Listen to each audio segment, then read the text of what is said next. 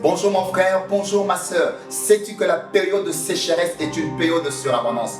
Non, je pense que tu ne le sais pas. Mais c'est ce que je veux te faire découvrir en quelques petites minutes avant que tu ne puisses vaquer à quoi que ce soit en cette merveilleuse journée.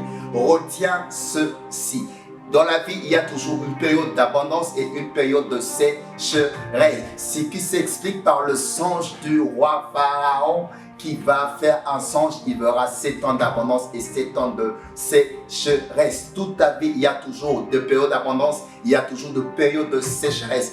Que tu le veuilles ou que tu ne le veuilles pas, que tu le désires ou que tu ne le désires pas, que tu y penses ou que tu ne penses pas. C'est ainsi qu'à certaines périodes, tu verras qu'il y a des choses qui marchent, une certaine période, les choses ne marchent pas. Une certaine période, tu as l'impression que l'abondance coule, les choses coulent, le lait coule, le miel coule, mais une période, tu as l'impression que ces choses arrêtent de couler. Et c'est pas ça le problème. Ce que je veux que tu comprennes, que la période de la sécheresse, ce 7 ans de sécheresse a été le 7 ans de surabondance. De plus que l'abondance du temps d'abondance. La sécheresse produit plus d'abondance que le temps d'abondance.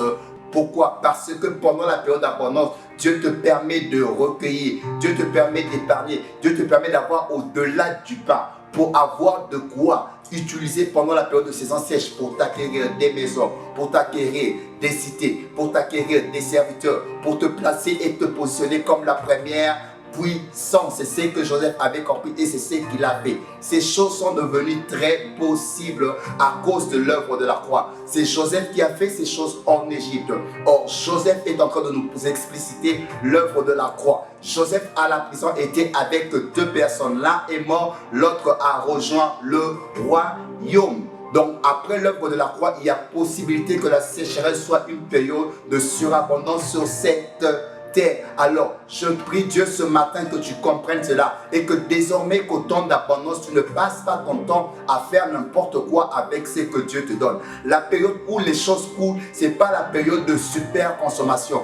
Oui, c'est la période où tu consommes, mais c'est la période aussi où tu épargnes. Sinon, tu ne seras jamais la première puissance du monde. Sinon, tu ne pourras jamais dominer, tu ne pourras jamais t'acheter des maisons, acheter des serviteurs et tant d'autres choses. Retiens, tu as le pain et tu as la sémence pendant la période de l'abondance. Alors pendant cette période, ne passe pas ton temps à bouffer ce qu'on appelle sémence. La sémence, c'est tout ce que tu sèmes, tout ce que tu épargnes, tout ce que tu mettras à côté et qui va te servir. En Chine, on dit qu'il n'y a pas le mot crise, il n'y a que le mot opportunité. Alors la saison de sécheresse est une saison d'opportunité pour toi. Change ta vision, change ta manière de voir les choses. L'œuvre de la croix a modifié beaucoup de choses. Que Dieu te bénisse abondamment.